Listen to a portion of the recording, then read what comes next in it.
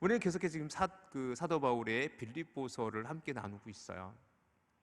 지난 2주 동안 이 편지를 쓴 사도 바울, 사도 바울이 종 둘로스라고 표현하고 있는데, 오늘 1절의 말씀에 기록되어져 있는 것처럼 예수의 종, 종의 의미가 무엇인지 우리는 살펴보았고요.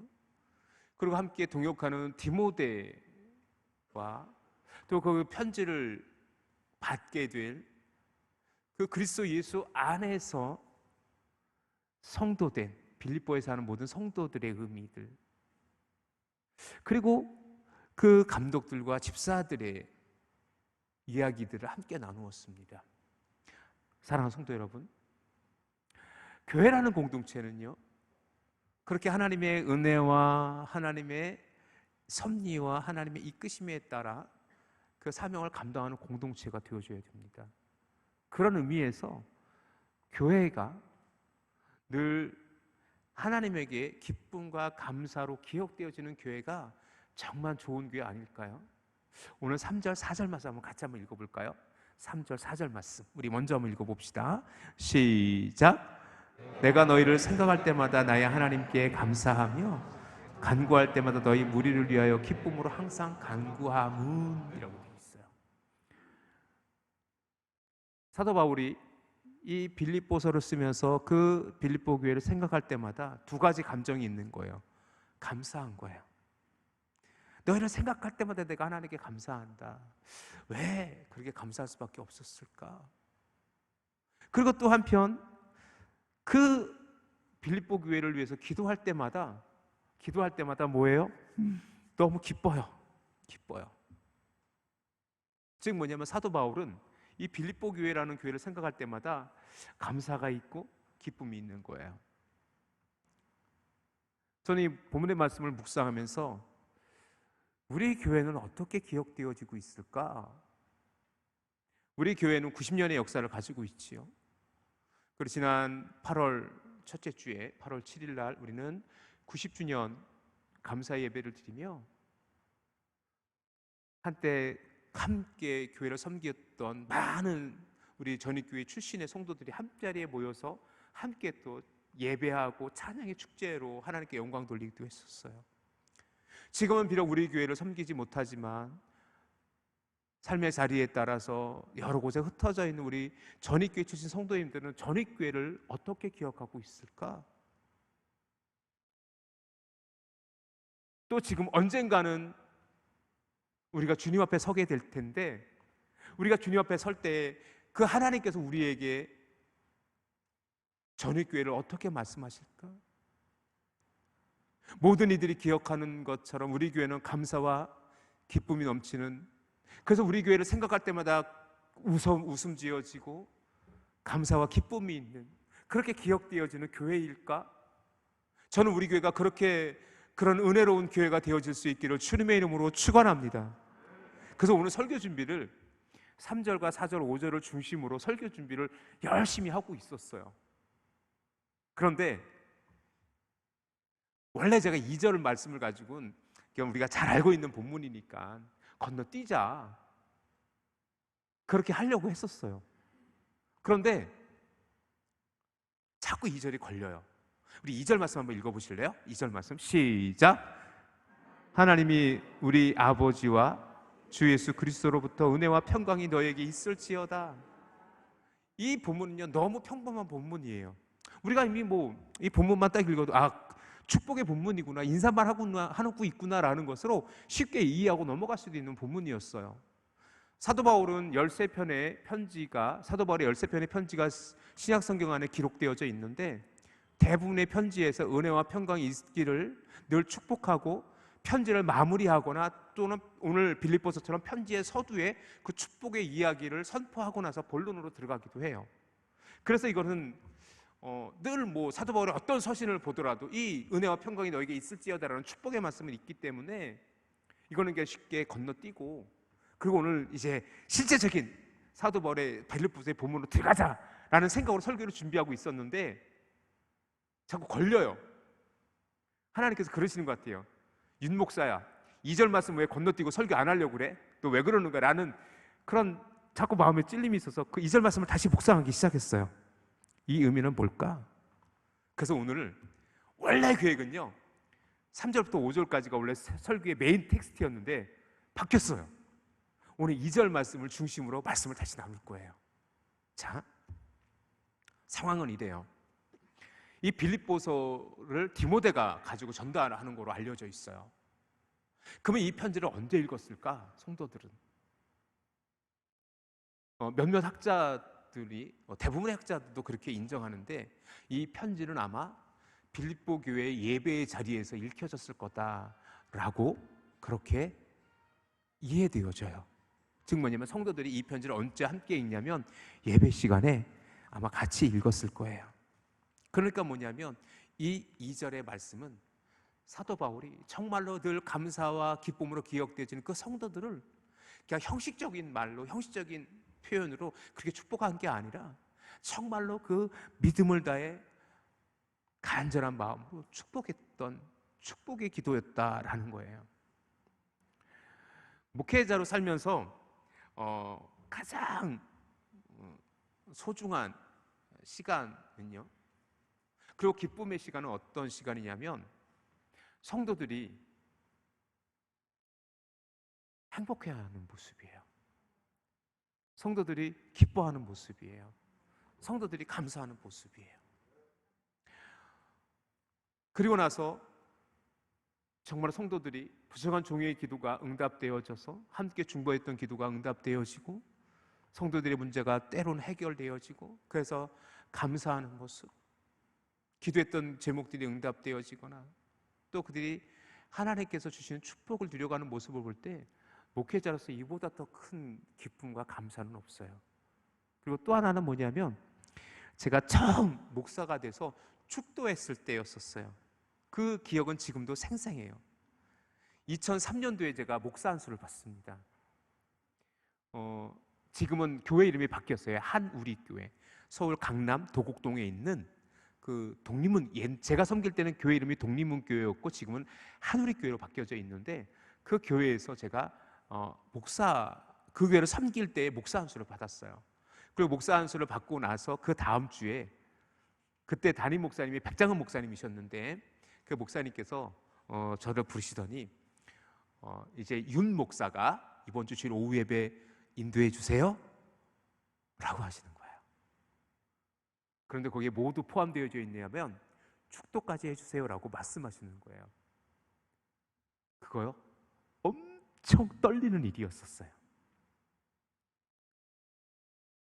그 한 주간 설교를 준비하기보다는 축도문 외우는 게 저에게는 더 큰 숙제이기도 했었어요.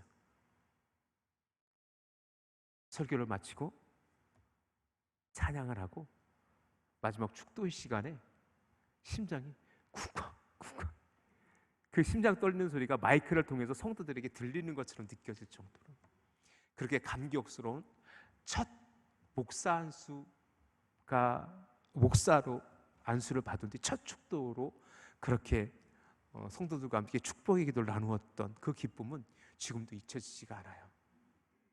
그리고 매 예배 시간마다 제가 축도함으로 성도님들의 함께 축복을 구하고 있지만 그 기쁨의 감격은 여전히 제게 큰 은혜로 남아 있습니다. 사랑하는 성도 여러분, 저는 우리 성도님들이 하나님의 축복으로 가득 찬 삶을 살아가시기를 저는 날마다 기도합니다. 그러니 뭐예요? 우리에게 하나님의 은혜와 평강은요, 그렇게 우리에게 너무나도 소중한 하나님의 선물이라는 것을 여러분이 기억하시기를 주님의 이름으로 축원합니다. 그러면 도대체 오늘도 은혜와 평강이란 말을 수없이 반복하여 사용하지만 진짜 은혜라는 단어와 평강이라는 단어는 도대체 어떤 의미를 가지고 있을까? 일단은 이 빌립보서는 헬라어로 쓰여져 있죠. 이 헬라어로 이 은혜라는 단어는 카리스라는 단어가 쓰입니다. 말 그대로 은혜라는 단어예요. 그레이스로 번역되어져요. 이 카리스라는 단어는 그 당시 헬라 문화에서 사용되어지는 인사말이었다고 합니다. 그리고 평강이라는 단어는 우리가 잘 알고 있는 에이레네라는 단어가 쓰여요. 헬라어로 이 에이레네라는 단어는 그 당시 유대 문화에서 사용되어졌던 인사말이었다고 해요. 그러니까 사도 바울이 이 은혜와 평강이라고 사용되어진 것은 뭐냐면 이제 막 거듭난 이방인들을 향한 축복의 인사일 수도 있고, 그리고 에이레네라는 단어를 통해서 그 함께 원래부터 하나님을 섬겼던 유대인들, 하지만 지금은 예수 그리스도의 복음을 받아들여 변화된 그리스도인이 된 유대인들을 향한 축복의 선포일 거예요.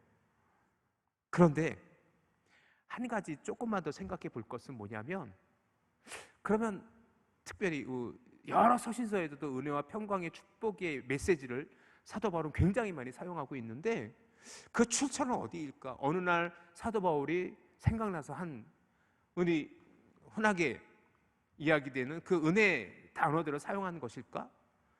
그렇지 않을 수도 있다라는 겁니다. 사도 바울은요, 유대인 출신이에요. 더군다나 사도 바울은 바리새인이었어요. 바리새인은 어떤 사람들입니까? 율법을 철저히 지켜가는 사람들이었었어요. 율법에는요, 거의 도통한 사람들이에요. 창세기, 출애굽기, 레위기, 민수기, 신명기를 모세 오경이라고 하고 이걸 토라라고 하는데, 이 바리새인들은 거의 토라를 거의 외우고 있다고 해도 과언이 아닐 정도로 그러게 율법에는 아주 박식한 사람들이었었어요. 그 사도 바울의 기도의 은혜와 평강이라는 단어는요, 우리는 민수기 6장에서 찾아볼 수 있어요. 자, 여러분이 좀 수고스럽지만 민수기 6장으로 한번 넘어가 보실래요? 민수기 6장에 보면 우리가 제사장의 축복이라고 이야기되어지는 본문이 6장 24절, 25절, 26절에 기록되어져 있는데, 저는 오늘 사도 바울이 빌립보서 1장 2절에 하나님 우리 아버지와 예수 그리스도로부터 너에게 은혜와 평강이 있을지어다 라고 한 그 축복의 기도가 오늘 민수기 6장의 제사장의 기도와 연관되어져 있음을 저는 볼 수 있었어요. 우리 24절부터 우리 같이 한번 읽어봅시다. 시작. 여호와께서 내게 복을 주시고 너를 지키시기를 원하며, 여호와는 그의 얼굴을 내게로 비추사 은혜 베푸시기를 원하며, 여호와는 그의 얼굴을 내게로 향하여 드사 평강 주시기를 원하노라 할지니라 하라. 이 기도는요, 하나님께서 모세에게 명령하여 그 당시 대제사장이었던 아론으로 하여금 이스라엘 백성을 축복하게 했던 기도문이에요. 그래서 이것을 제사장의 축복 기도문이라고 그렇게 이야기되어지는 본문입니다. 그런데 오늘 본문에서 우리는 뭘 볼 수 있냐면, 여호와께서 그의 얼굴을 내게로 비추사 은혜 베푸시길 원하시며, 여호와는 그의 얼굴을 내게로 향하여 드사 평강 주시길 원하노라 할지니라 라고 했던 것처럼, 지금 사도 바울이 그 빌립보 교회를 향해서 하나님 우리 아버지와 우리 주 예수 그리스도로부터 너희에게 은혜와 평강이 있을지어다라는 그 기도, 축복의 기도가 이것과 연관되어져 있음을 바로 볼 수 있어요. 자, 빌립보서 1장 2절에 뭐뭐로부터, 하나님 우리 아버지와 주 예수 그리스도로부터라고 되어 있는데, 이것이 영어로는 from이라는 단어가 쓰여지고, 그리고 헬라어로는 아포라는 단어가 쓰여지는데, 이것은 말 그대로 어디로부터예요. 즉 뭐냐면 그 은혜와 평강은 오직 하나님, 우리 하나님과, 그리고 그 하나님의 독생자였던 우리를 위해 십자가 달려 죽으셨던 주 예수 그리스도로부터로만 허락되어지는 은혜라는 것을, 평강이라는 것을 사도 바울은 분명히 밝히고 있어요. 그런데 오늘 민수기 6장의 이 제사장의 축복에서 이 아론을 통해서, 그 당시 대제사장이었던 아론을 통해서 하나님께서 축복하길 원하셨던 그 축복의 기도의 모습을 보면, 먼저 여호와 하나님께서 그의 얼굴을 비추시고 그의 얼굴을 향하여 드사라는 표현을 통해서 하나님께서 그들에게 축복하길 원하시고 계심을 분명히 하고 있다라는 사실입니다. 생각해 보세요. 하나님께서 그 이스라엘 백성들을 축복하길 원하시는데, 하나님께서 뭐예요? 그 얼굴을 향하여 드시길 원하시는 거예요. 그 얼굴을 그들을 향하여 비추시길 원하시는 거예요. 오늘 이 시간 우리를 향하여 그의 거룩한 얼굴, 하나님의 얼굴을 우리를 향하여 드사 우리에게 평강 주시고 은혜 주시기를 믿습니다. 그런 은혜와 그 평강이 저 여러분에게 허락되어지기를 주님의 이름으로 축원합니다. 구약 성경에서요, 하나님이 얼굴을 향하여 드사, 얼굴을 향하시사라는 것은 뭐냐면 하나님께서 그들을 복주시길 원하시고 있음에 대한 상징적인 행위의 모습이에요. 여전히 하나님께서 우리를 향하여 얼굴을 드시길 원하세요. 그런데 그런 모습이 얼굴을 비추사, 얼굴을 향하여 드사, 그 단어 속에서 우리는 뭘 볼 수 있냐면 마치 어린아이를 바라보는 부모의 얼굴을 볼 수 있고요, 정말로 사랑하여 서로를 너무나도 사랑하여 얼굴을 마주보고 사랑을 속삭이는 연인의 모습을 떠올릴 수도 있어요. 어저께 저녁에 제 아내하고 얘기하다가 농담 반 진담 반으로 내가 아내 얼굴을 이렇게 뻔히 쳐다보니까 뭘 봐요? 그래, 제 아내가 뭘 봐요? 그래서 이뻐서요. 이뻐서요. 그래 농담을 주고받은 적도 있는데, 사랑하는 성도 여러분, 어때요? 사랑하는 이를, 여러분의 자녀들을, 여러분의 손자 손녀들을, 여러분의 사랑하는 배우자를 바라보며 얼굴 찡그리고 보는 적 있어요? 환하게 웃으며 정말 사랑으로 그들을 바라보지 않습니까? 그 부모가 자식을 바라보듯, 사랑하는 사람이 정말 사랑의 눈빛으로 그 연인을 바라보듯 하나님께서 오늘 우리를 그렇게 바라보고 계시길 원하신다는 사실입니다.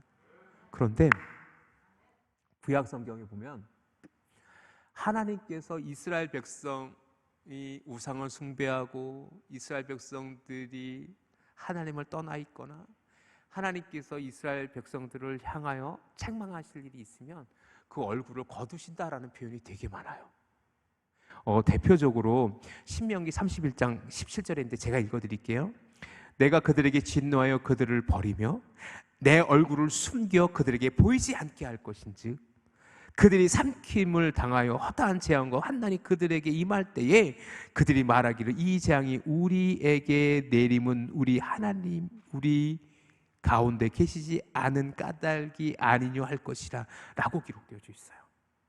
지금 무슨 얘기냐면 하나님께서 그들에게 얼굴을 숨기셨다라는 것은 뭐냐면 하나님께서 그들을 책망하시겠다, 하나님께서 그들을 책망하고 계심에 대한 또 다른 표현이기도 했던 거죠. 우리가 잘 알고 있는 시편이 하나 있어요. 시편 13편 1절 말씀, 지금 수고스럽지만 자막이 안 나와요. 잠깐만 찾아봅시다. 시편 13편 1절 잠깐만 찾아보세요. 시편 13편 1절 잠깐만 우리 찾아봅시다. 시편 13편 1절 잠깐만 찾아보세요. 자, 구약성경 810쪽에 기록되어져 있습니다. 시편 13편 1절 찾으셨으면 아멘. 같이 한번 읽어봅시다. 시작. 여호와여 어느 때까지니까 나를 영원히 잊으시나이까 주의 얼굴을 나에게서 어느 때까지 숨기시겠나이까. 다윗의 고백이에요. 다윗의 고백에서 무엇을 볼 수 있냐면 다윗이 가장 두려워했던 것은 뭐냐면 여호와의 얼굴을 다윗에게서 숨기는 거예요. 즉 뭐냐면 하나님의 그 거룩하신 얼굴이 내게 숨겨졌을 때 다윗은 두려워했던 거예요. 즉 이거 조금은 더 확대해서 이해한다면 하나님께서 나를 외면하신다면 그것은 나에게는 하나님의 저주와 같다라고 이해되어질 수 있는 것이죠. 그만큼 하나님의 얼굴을 향하여 드사 하나님의 얼굴을 내게 비추시는 것은 우리에게 복 주시고자 하는 하나님의 은혜라는 것을 여러분이 기억하시기를 주님의 이름으로 축원합니다. 그러니 오늘 여러분에게 간절히 부탁드립니다. 여호와의 얼굴을 바라십시오. 여호와의 얼굴을 바라보십시오. 주의 은혜를 사모하십시오. 하나님께서 우리에게 한없는 은혜와 평강을 우리에게 허락하여 주실 것을 믿습니다. 그러면 자, 그 은혜라는 단어는 우리가 잘 알고 있는 그 카리스라는 단어, 우리가 흔히 그레이스라고도 번역되어지는 그 단어에 정말 그 참된 뜻은 무엇일까? 하나님이 주시는 그 은혜라는 단어를 우린 정확히 이해하고 있나요? 그 단어를 조금만 더 한번 살펴봤으면 좋겠어요. 그 전에 우리 민수기 16장 25절에 비추사라는 단어도 굉장히 중요한 단어인데, 이 비추다라는 것은 뭐냐면 오르라는 단어가 쓰이는데, 하나님께서 새로운 소망으로 빛으로 우리를 비추사라는 뜻을 가지고 있어요. 그런데 그 은혜의 뜻은 더 놀라운 뜻을 가지고 있어요. 은혜라는 단어를 히브리 원어로 제가 찾아봤더니 하나안이라는 단어가 쓰여요. 하나안이라는 단어가 쓰이는데 이 원래 뜻이 정말 기가 막혀요. 이 하나님의 뜻을 히브리 원어 사전을 찾아봤더니 이런 뜻이 돼 있어요. 구풀이다라는 뜻이 있어요. 구풀이다. 허리를 구부리는 거예요. 자, 여기서 여러분 질문. 답이 여기 있긴 해요. 왜 허리를 구부리고 있는 거예요? 왜 하나님이라는 단어가 은혜라는 단어인데 이것이 헬라어로는 카도시라는 카리스라는 단어가 쓰이는데 왜 하필 하나님이라는 단어 히브리 원어에는 구부리다라는 뜻이 사용되어졌을까? 그 뜻이 왜 있을까? 엄밀히 말해서 이 구부리다라는 하나님이라는 단어는요, 아랫사람에게 호의를 베풀기 위하여 몸을 굽히다라는 뜻을 가지고 있어요. 이 뜻은 무엇과 연결되냐면 좀 전에 얘기했던 얼굴을 비추사라는 뜻과 연결되어지는데 이런 거예요. 하나님께서 우리를 보시기 위해서 이렇게 얼굴을 굽히시는 거예요. 그런데 그것이 은혜래요. 자, 두 번째 은혜를 시작.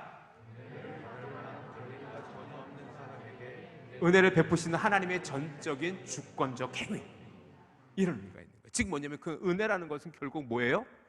우리가 아무 받을 자격 없어요. 그런데 하나님께서 우리에게 은혜를 베푸시기 위해서 그분이 스스로 허리를 굽히셔서 우리를 바라보고 계신 거예요. 그리고 그렇게 우리에게 하나님께서 바라보고 계시면 우리에게 깨닫게 하시고, 그 바라보시면 뭐예요? 하나님께서 지켜 보호하시겠다라고 그렇게 말씀하시는 거예요. 이 카리스라는 뜻도 마찬가지예요. 이 카리스라는 뜻도 기쁨과 슬픔을 나타내고 있지만 그 또 다른 뜻은 뭐냐면 대가를 요구하지 않고 무조건적으로 베푸시는 하나님의 사랑을 카리스라는 헬라어가 담고 있어요. 그런데 그보다도 더 이 하나님이라는 히브리 원어는요, 하나님의 행동까지 묘사되어져 있어요. 허리를 굽히셔서 우리를 바라보고 계시는 하나님, 그 하나님이 지금 우리를 보고 계시는 것 자체가 은혜라는 거예요. 믿습니까? 하나님이 지금 여러분을 저를 바라보고 계셔요. 그것이 은혜예요. 샬롬이라는 뜻은 어떤 뜻이 있을까요? 우리가 샬롬은 이미 여러분하고 몇 번 그 의미들을 되새겼지만 오늘 26절에 민수기 26절에 그리고 오늘 본문 2절에 나와 있는 그 평강이라는 단어는요, 우리에게 뭐라고 이해되어질 수 있냐면 사람이 하나님으로부터 받을 수 있는 최고의 복이라고 이해되어질 수 있는 것이 샬롬입니다. 샬롬은 이 피스, 평화라는 것으로만 이해하기 쉽지만 그 샬롬이라는 뜻, 히브리 원어적 의미에는 뭐냐면 완전하다, 온전하다는 뜻도 같이 가지고 있어요. 즉 뭐냐면 하나님 안에서 온전하고 완전하게 되어진 상태예요. 그것이 샬롬의 상태예요. 아무 부족함 없는 상태예요. 이 에이레네라는 이 헬라어로는요 다 설명이 안 돼요.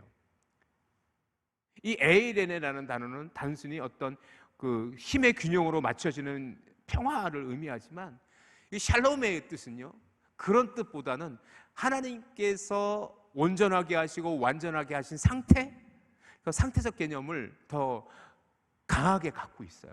그것이 샬롬, 피스라는 의미예요. 자, 그러면 우리는 샬롬을 어떻게 이해할 수 있을까? 우리는 이 샬롬하면 평화로운, 뭐 서로 경쟁하지 않고 서로 다투지 않고 서로 화합하고 서로 아름다운 관계를 맺어가고, 그것이 평화라고 이해되어질 수 있지만 더 적극적인 의미는 뭐냐면 우리 가운데 부족함이 없는 상태를 의미해요. 그래서 우린 때로 이 평안이라는 단어, 평강이라는 단어 속에서 아무런 어려움이나 문제나 갈등이 없는 상태로 그렇게 평화, 샬롬을 이해할 수도 있는데 그렇지 않아요. 그럼 정확히 샬롬의 의미는 뭘까? 제가 샬롬의 의미를 고민하다가 하나님께서 제게 떠오르게 하는 본문 시편의 한 구절이 있어요. 시편 127편 2절의 말씀 한번 우리 볼까요? 시편 127편 2절에서 여기는 샬롬이라는 단어, 평강이라는 단어, 평강이라는 단어는 한 번도 사용되어지지 않지만 저는 이 본문을 묵상하다가 이게 샬롬일 수도 있겠다라는 생각을 하게 됐어요. 같이 한번 읽어봅시다. 시작. 너희가 일찍이 일어나고 늦게 누우며 수고의 떡을 먹음이 헛되도다. 그러므로 여호와께서 그의 사랑하는 자에게는 잠을 주시는도다. 여기서 저는 이게 샬롬일 수 있겠다라는 생각을 했어요. 뭐냐면 잠자는 거. 여기서 잠을 주시는도다라는 잠이라는 단어는요, 샤나라는 단어가 쓰이는데 말 그대로 그냥 잠이에요. 수면이야. 수면, 슬립. 잠자는 거예요. 잠자는 건데 잠자는 게 뭐가 평화예요? 잠자는 게 평화예요. 왜냐하면 오늘 그 시편 127편 앞절에서 뭐라고 돼 있어요? 우리는 수고로이 일찍 일어나 늦게 누우며 수고의 떡을 먹음이 헛되다라고 얘기하고 있어요. 우리가 하루를 살아가며 주의 은혜 없이는 살아갈 수 없음을 우리 잘 알고 있잖아요. 때로 하루를 열심히 살아요. 땀 흘려 살아요. 하지만 우리가 원하는 대로 되지 않을 때도 훨씬 더 많아요. 그런데 하나님께서는요, 우리가 때로 수고하고 애쓰며 살아갈지라도 그것이 모두 헛되어질 수 있지만 하나님께서는 우리에게 평안을 주신대요. 잠을 주신대요. 잠자는 것, 혹시 우리 성도님들 중에 혹시 오늘 불면증을 앓고 계시는 분이 계시다면 그 불면증이 치유되어지기로 주님의 이름으로 축복합니다. 불면증 앓고 계신 분은 아마 진짜 철저하게 느끼실 거예요. 잠자는 게 얼마나 좋은지. 제 아내가 저를 진짜 부러워하는 것 중에 하나가, 잘생긴 것도 제가 잘생겨서 제 아내가 저를 선택했고 남편 삼았고 같이 살고 있지만 전혀 반응은 없네요. 제 아내의 눈은 정확해요. 근데 제 아내가 저를 정말로 부러워하는 것 중에 하나가 잠자는 거예요. 저는 거의 주님이 주신 은혜 중에 하나가 뭐냐면 잠을 진짜 잘 자요. 제가 벽에 머리를 대고 자야지 하면 5분 내에 거의 잠든대요. 제 아내의 표현은 그거예요. 그래서 제 아내가 가끔가다 저에게 시샘을 해요. 제 아내가 조금 불면증이 조금 있을 때가 있는데, 와, 진짜 너무한다고. 나는 잠 못 자서 지쳐있는데 당신은 코 골고, 너무한다고. 그렇게 잘 자요. 그런데 단순히 시편 127편의 2절에서 잠잔다라는 것은 뭐냐면 하나님께서 평안을 주시기 때문은 아닐까요? 하루 종일 수고하고 애쓰지만 그날 밤 하나님이 주신 평화로 내가 잠잘 수 있다면 잠들 수 있다. 그거보다 더 축복된 일은 또 무엇이 있겠어요? 그래서 이 샬롬이라는 건 어떤 것일까? 성경에는요, 샬롬에 대한 수없이 많은 개념들이 나오고 수없이 많은 이해들이 나오지만 저는 되려 어제 이 본문을 묵상하고 지난 한 주간 동안 이 본문을 묵상하면서 샬롬이 하나님께서 우리에게 잠을 주시는 것일 수도 있겠다라는 생각을 아주 뼈저리게 했어요. 오늘 그러한 샬롬이 저와 여러분에게 허락되어지기를 주님의 이름으로 축원합니다. 그리고 우리가 좀 기억해 볼 것은 뭐냐면 같은 빌립보서 말씀인데 4장 말씀에 한번 여러분 찾아보시겠어요? 빌립보서 4장 6절 7절 너무나도 잘 알고 있는 말씀이에요. 우리 함께 같이 한번 읽어봅시다. 시작. 아무것도 염려하지 말고 다만 모든 일에 기도와 간구로 너희 구할 것을 감사함으로 하나님께 아뢰라. 그리하면 모든 지각에 뛰어난 하나님의 무엇이 그리스도 예수 안에서 너희의 마음과 생각을 어떻게 하시겠다? 지키시겠다. 우리 6절 7절 말씀 이어서 같이 한번 우리 그 말씀을 기억하면 같이 한번 읽어봅시다. 6절 다시 한번 보여주세요. 시작. 간구로 너희 구할 것을 감사함으로 하나님께 아뢰라. 그리하면 이 모든 지각에 뛰어난 하나님의 평강이 그리스도 예수 안에서 너희의 마음과 생각을 지키시리라. 아멘. 우리가 염려하고 근심하는 것들로 문제가 해결되어지지 않아요. 하나님께서는 우리의 모든 지각에 뛰어나신 그 하나님께서는 하나님의 평강으로 우리를 지키시고 또한 이끄실 것을 믿습니다. 그러면 평강을 우리가 어떻게 이루어갈 수 있을까? 따라합시다.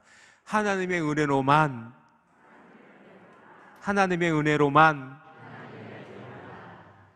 그렇지 않을까요? 하나님의 은혜가 있는데 우리가 어찌 샬롬을 누리지 못할 수 있을까? 그런데 역으로 생각해 보세요. 우리가 하나님의 은혜를 경험하지 못했는데 참된 샬롬을 경험할 수 있을까요? 저는 불가능하다고 생각해요. 그래서 이 은혜와 샬롬은요, 이 하나님과 샬롬, 이 은혜와 평강이라는 개념은요, 은혜를 통해서 허락되어지는 하나님의 온전함이라고 저는 믿습니다. 저는 우리 교회가, 우리 성도님의 삶이 그렇게 은혜와 평강이 넘치는 그러한 믿음의 성도들이, 믿음의 교회가 되어지기를 주님의 이름으로 축원합니다. 자, 우리 설교 제목 시작. 교회 되신 성도 시작. 그리고 내 이름을 넣어가는 거야. 은혜와 평강이 넘치는 윤영수. 제 이름이 윤영수니까 여러분의 이름을 넣는 거예요. 시작. 그리고 여러분이 은혜와 평강으로 선포하기 원하는 여러분의 VIP든 여러분의 사랑하는 자녀들이건 그 누구의 지금 떠오르는 이름을 불러가며 은혜와 평강이 누구에게 넘치기를 원합니다. 시작. 아멘. 기도합시다.